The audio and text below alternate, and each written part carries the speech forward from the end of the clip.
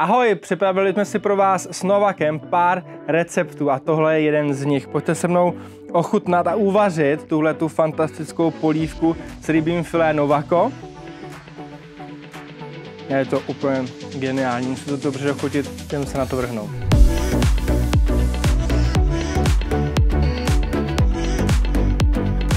Rozhodně začněte tím, že si zarestujete mrkev.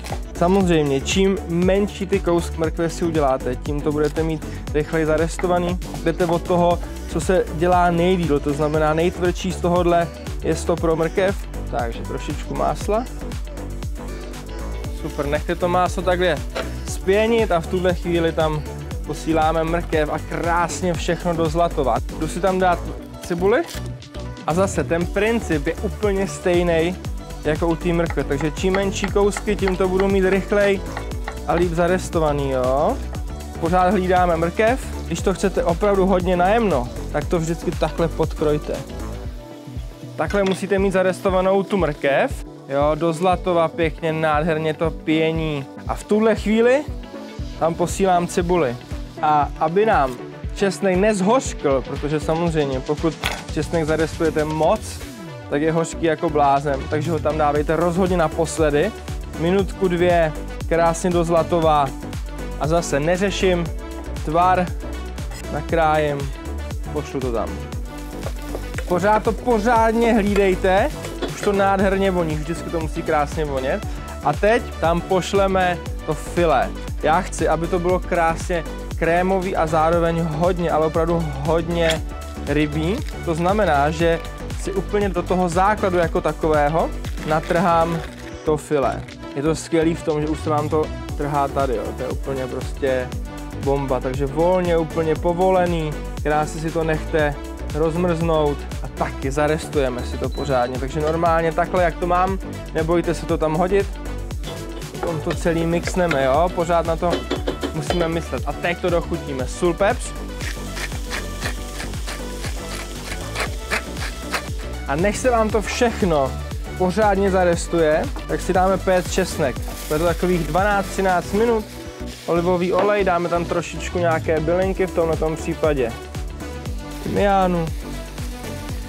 Osolíme, opepříme a dáme to péct do rozehřáté trouby, jak už jsem říkal, 12-13 minut, aby to bylo krásně měkký a potom to vymačkáme do té polívky. Jakmile zarestujete i tu rybu, tak to zalijeme vývarem. V tomto případě zeleninovým a necháme to vařit, hlavně kvůli tomu, aby nám krásně změkla ta zelenina. A v tuhle chvíli to necháme takových 10-12 minut určitě provařit, aby ta zelenina krásně změkla. A než se vám to všechno dodělá, to znamená pečený česnek, polívka, tak si uděláme ty filety na pánvi, aby jsme tam měli krásnější strukturu, protože tu polívku jako takovou samozřejmě mixneme pěkně nahrubo, aby tam byla nějaká struktura. A jenom pepř, sůl. Už si nechte rozehřívat tu pánev, jo, protože musíme to pokládat samozřejmě na rozehřátou pánev. Trošičku olivového oleje, trochu másla.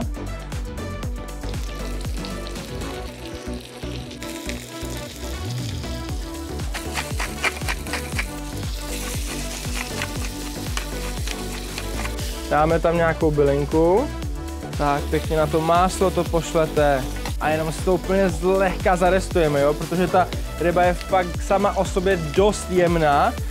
Za chviličku to vyndáme ven krásně navoněný, necháme si to chvilinku odpočinout, mezi tím si mixneme tu polívku a budeme to mít hotový.